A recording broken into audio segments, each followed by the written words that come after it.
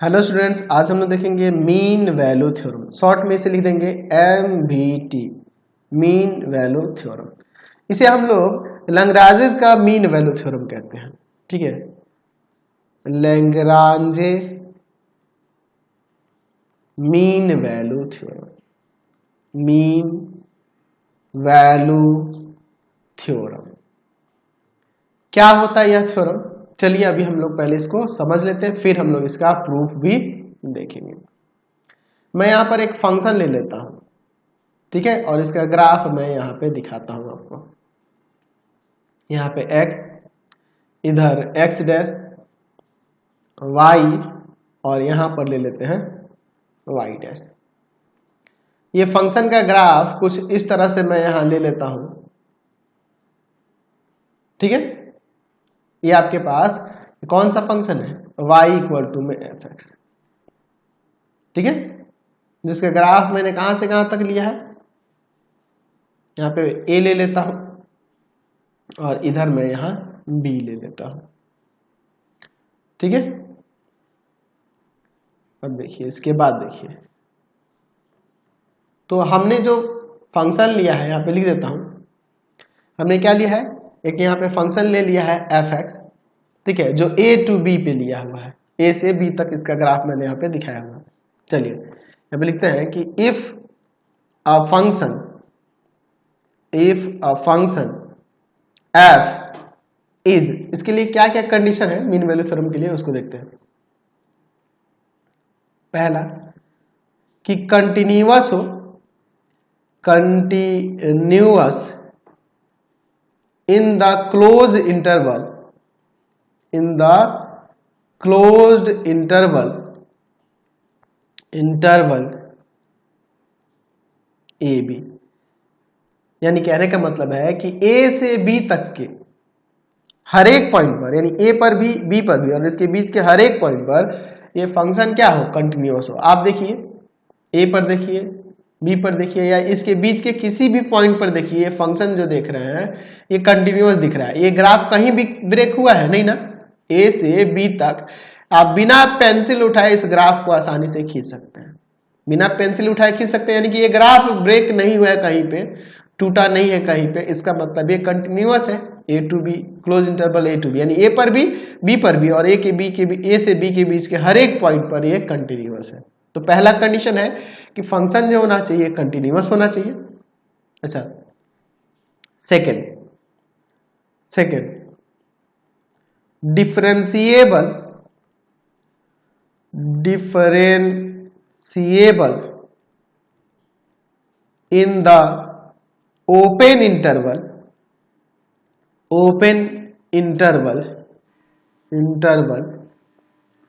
ए B, यानी कि open interval A B पर, यानी ए को छोड़कर बी को छोड़कर इसके बीच के हर एक पॉइंट पर यह फंक्शन डिफरेंशिएबल होना चाहिए। यानी कि ए से बी के बीच हर एक पॉइंट पर अगर आप इस पे स्लोप ऑफ टेंजेंट खींचे तो आसानी से आप टेंजेंट खींचे तो आप आसानी से इस पे खींच सकते हैं। यानी कि इसके ए से बी के बीच के हर एक पॉइंट पर इस फंक्शन पर हम टेंजेंट, इस फंक्शन के ग्राफ पर, इस कर्व पर हम लोग टेंजेंट खींच सकते हैं। डिफरेंशिएबल होने का मतलब ही ना है कि ए से बी के बीच के किसी भी पॉइंट पर अगर आप टेंजेंट खींचे तो आसानी से आप खींच सकते हैं, कोई दिक्कत नहीं है, हर एक पॉइंट पे आप टेंजेंट खींच सकते हैं। डिफरेंशिएबल का मतलब ये हुआ कि ए से बी के बीच के किसी भी पॉइंट पर इस फंक्शन के ग्राफ पर, आप इस कर्व पर कहीं पे भी आप टेंजेंट खींच सकते हैं ए से बी के बीच के हर एक पॉइंट पे। यानी कि ए से बी के बीच ये फंक्शन क्या दिख रहा है? डिफरेंशिएबल दिख रहा है। तो इसमें क्या होना चाहिए लैग्रांजे मीन वैल्यू थ्योरम में कि फंक्शन कंटिन्यूअस होना चाहिए क्लोज इंटरवल ए बी पर और डिफरेंशिएबल होना चाहिए ओपन इंटरवल ए बी पे। ठीक है, तो ये दो ही कंडीशन है। तो अगर ये दोनों चीजें हो जाती हैं, यानी कि फंक्शन कंटिन्यूअस भी हो रहा है ए टू बी तक और डिफरेंशिएबल भी हो रहा है ए से बी के बीच, ठीक है, then there will be at least one point C where C belongs to A to B ठीक है, यानी then there will be at least one point C, यानी कि ए से बी के बीच में कम से कम एक पॉइंट हमें सी ऐसा मिलेगा सच दैट वो कैसा पॉइंट होगा जहां एफ डैश सी इक्वल होगा आपके F B minus F A और बाई में बी माइनस ए के। चलिए अब इसका मीनिंग समझ लीजिए। हम लोग यहां जो कर्व दिखाए हैं इस फंक्शन के लिए, अगर इस पॉइंट को ए सपोज कर लें और इस पॉइंट को बी सपोज कर लें, ठीक है, और यहां से हम लोग इसको मिला दें तो ये ए बी एक कोड हो जाएगा, कोड ए बी होगा। अच्छा, ए का कोऑर्डिनेट क्या होगा, पॉइंट ए का कोऑर्डिनेट क्या होगा, इसका एक्स कोऑर्डिनेट ए है एंड वाई कोऑर्डिनेट क्या होगा, यहाँ पे इसका वैल्यू जो आएगा एफ ए, ठीक है। उसी तरह से बी का कोऑर्डिनेट, एक्स कोऑर्डिनेट यहाँ बी है और वाई कोऑर्डिनेट जब बी रखेंगे यानी कि एफ बी आ जाएगा। तो यहां पे देख रहे हैं कि एफ डैश सी किसके इक्वल हो रहा है, F B minus F A by में बी माइनस ए के। तो अब इसको समझते हैं, इसका मीनिंग क्या है। कह रहा है कि अगर कंटिन्यूअस और डिफरेंशिएबल ये दोनों चीजें हो जाती हैं तो ए से बी के बीच में एक ऐसा पॉइंट सी मिलेगा जिस पॉइंट पर अगर आप कोई टेंजेंट खींचते हैं, ठीक है, तो वो टेंजेंट जो होगा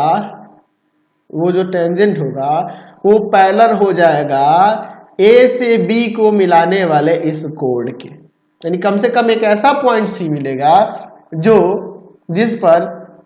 कम से कम ऐसा पॉइंट सी मिलेगा यहाँ पर, कम से कम एक ऐसा पॉइंट सी मिलेगा यहाँ जिस पर अगर आप कोई टेंजेंट खींचते हैं तो वो टेंजेंट इस कोड ए बी के पैरेलल होगा, ठीक है। अच्छा, जब ये पैरेलल होंगे तो इसका मतलब दोनों का स्लोप इक्वल होगा, तो अगर इसको हम लोग पी क्यू कर देते हैं तो हम लोग लिख सकते हैं यहाँ पे कि एफ डैश सी का मतलब क्या है, slope of tangent P Q. इस पॉइंट सी पर एफ डैश सी का मतलब क्या है कि इस पॉइंट सी पर जो टेंजेंट जा रहा होगा उसका स्लोप है ना, उस कर्व पे जो टेंजेंट जा रहा होगा उसका स्लोप। और हम लोग जानते हैं कि ये जो पी क्यू है ये पैरेलल है ए बी के, तो यानी दोनों का हमारा क्या होगा, दोनों का जो स्लोप होगा इक्वल होगा। यानी कि slope of tangent P Q किसके इक्वल हो जाएगा, स्लोप ऑफ कोड ए बी के, है ना। ऐसा इन दोनों को इक्वल इसलिए लिखा है कि यहाँ पी क्यू जो है पैरेलल है ए बी के, तो दोनों का स्लोप इक्वल हो जाएगा। अब देखिए, यानी कि ए से ये अगर फंक्शन कंटिन्यूअस और डिफरेंशिएबल हो जाए इन पे, तो एक पॉइंट सी ऐसा मिलेगा जिस सी पॉइंट पर एफ डैश सी यानी कि slope of the tangent at point C is equal to the slope of the कोड joining the point A B, ठीक है। यानी ए बी कोड के इसके ये इक्वल हो जाएंगे, यानी कि ये दोनों पैरेलल होंगे। यानी कहने का मतलब कि ए से बी के बीच में एक ऐसा पॉइंट सी है जिस पर अगर हम लोग टेंजेंट खींचेंगे तो वो टेंजेंट इन दोनों पॉइंट्स को मिलाने वाले कोड के पैरेलल होगा। कम से कम एक ऐसा, यानी कि एक से अधिक भी मिल सकते हैं, अभी उसके लिए भी हम लोग डायग्राम बनाएंगे। चलिए देखिए, आप यहां से स्लोप ऑफ कोड ए बी निकालो, दो पॉइंट्स को मिलाने वाले लाइन का जो स्लोप होता है, अगर मान लो पॉइंट x1 y1 हो और दूसरा पॉइंट x2 y2 हो, तो आप इसके स्लोप के लिए जानते हैं फॉर्मूला कि y2 माइनस y1 बाई में x2 माइनस x1। तो इसके अकॉर्डिंग क्या हो जाएगा, यहाँ पे हो जाएगा F B minus F A by में यहाँ पर b माइनस ए। समझ गए। तो हमने यहाँ पे ये दिखा दिया कि therefore F dash C equal हो जाएगा F B minus F A by में बी माइनस ए के, ठीक है। अब देखो यहाँ स्टेटमेंट में लिखा है कि at least one point C, यानी एक से अधिक भी पॉइंट यहाँ मिल सकते हैं। चलिए उसको भी हम लोग यहाँ पर दिखा देते हैं, ठीक है। चलिए ये आपका एक्स एक्सिस हो गया, यहाँ पर ये वाई एक्सिस ले लेते हैं। ध्यान से देखिएगा, एक्स, एक्स डैश, वाई और यहाँ पर वाई डैश। चलिए मैं कर्व एक कुछ इस तरह से ले लेता हूं, ठीक है, इस तरह से। यहाँ आप देख लो, ये ए ले लेता हूं इसके सामने, यहाँ पे देख लो मैं बी ले लेता हूं इसके सामने। तो ए से बी के बीच में अगर मैं इसको ए लिख दूं और इसको यहाँ बी लिख दूं और मैं यहाँ पर एक कोड ए बी खींच दूं, तो इस कोड ए बी के पैरेलल आप देख लो कितने सारे टेंजेंट खींच सकते हैं। एक यहां से टेंजेंट जा सकता है, दूसरा टेंजेंट यहां से जा सकता है, तीसरा टेंजेंट यहां से जा सकता है ना। तो यहाँ पे हमें तीन तीन टेंजेंट हमने खींच दिया, तो इसलिए मैंने वहां पे बताया था ना कि एट लीस्ट 1 पॉइंट सी। तो देखिए यहाँ पे 3 पॉइंट मिल जा रहा है, यहाँ C1, इसके सामने C2 और इसके सामने यहाँ पे C3, है ना। और यहाँ पे ये भी दिख रहा है कि A to B तक ये फंक्शन कंटिन्यूअस दिख रहा है एंड डिफरेंशिएबल भी है A से B के बीच के हर एक पॉइंट पे। तो हमें यहाँ पे तीन तीन ऐसे टेंजेंट मिल जा रहा है जो इस कोड के पहले, यानी कि हमें ऐसे 3 पॉइंट मिल जा रहे हैं, एफ डैश C1 जो कि इक्वल होगा F B minus F A by B minus A के, एफ C2 जो इक्वल होगा F B minus F A by में बी माइनस ए के। उसी तरह से एक एफ C3 मिल जा रहा है जो इक्वल होगा F B minus F A और बाई में बी माइनस ए के। इसीलिए मैंने लिखा था ऊपर स्टेटमेंट कि एटलीस्ट 1 पॉइंट, यानी कम से कम एक पॉइंट, एक से अधिक भी पॉइंट ऐसे मिल सकते हैं। समझ गए। चलिए अब हम लोग इसका प्रूफ भी देख लेते हैं। ये तो हमने ज्योमेट्रिकली समझ लिया, इसको दिखा दिया। अब इसका अगर प्रूफ करना हो, हम लोग रॉल्स थ्योरम के हिसाब से इसको प्रूफ करने वाले हैं। चलिए इसका हम लोग यहाँ पे प्रूफ देखते हैं। हम देख रहे हैं कि यहाँ पे एफ एक्स एक फंक्शन दिया हुआ है। तो हम एक काम करते हैं, हम लोग ऐसा सपोज कर लेते हैं कि एक कोई फंक्शन एफ एक्स है जो इक्वल है ए एक्स प्लस एफ एक्स के, ऐसा हम लोग सपोज कर लेते हैं। यहाँ पर लिख लेते हैं कि वेयर ए इज कॉन्स्टेंट, जो कैपिटल ए जो है where A is a constant, ऐसा हम लोग सपोज कर लेते हैं। ठीक है, हमने ए इसलिए यहाँ पे चूज किया है, ए इसलिए यहाँ पे चूज किया है कि एफ ए जो हो वो एफ बी के इक्वल हो जाए। इसमें लिख सकते हैं कि we choose A such that F A equal to में एफ बी, यानी इस फंक्शन में, इस वाले फंक्शन में एफ ए एफ बी के इक्वल हो। ठीक है, देयरफॉर जब एफ ए एफ बी के इक्वल है तो इसमें रखेंगे ना जी, तो क्या आ जाएगा, ए प्लस में एफ ए इक्वल टू में ए बी प्लस का एफ बी। इसमें हमने रख दिया एफ ए एफ बी के इक्वल लिया है, तो ये हमने कर दिया। अब देखिए यहां से इस ए के वैल्यू की बात करते हैं, तो एक काम करते हैं, इसको इधर ले जाते हैं, इसको इधर ले आते हैं। तो माइनस का ए बी और प्लस का ए इक्वल टू में एफ बी माइनस का एफ ए। यहाँ माइनस का ए कॉमन कर लेते हैं, बी माइनस ए आ जाएगा इक्वल टू में एफ बी माइनस का एफ ए।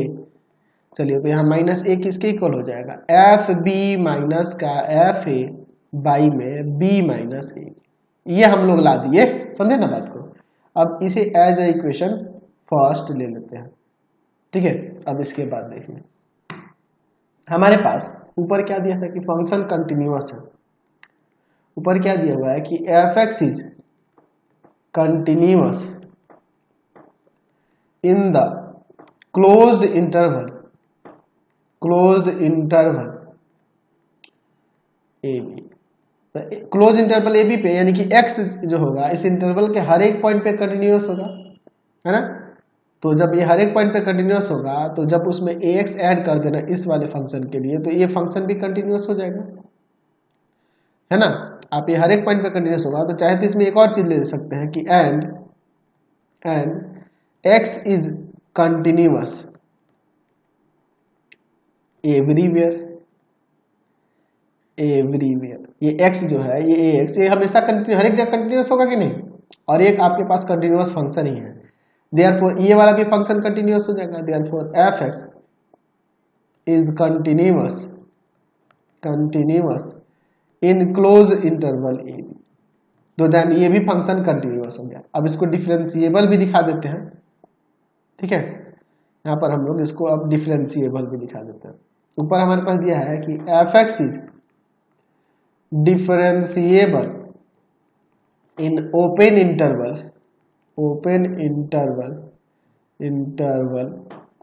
ए बी, ठीक है, इसमें क्लोज इंटरवल ए बी हमने लिया है, या ओपन इंटरवल ए बी लेंगे, है ना जी, डिफरेंशिएबिलिटी में। एंड एक्स भी डिफरेंशिएबल होगा, एक्स इज डिफरेंशिएबल एवरीवेयर,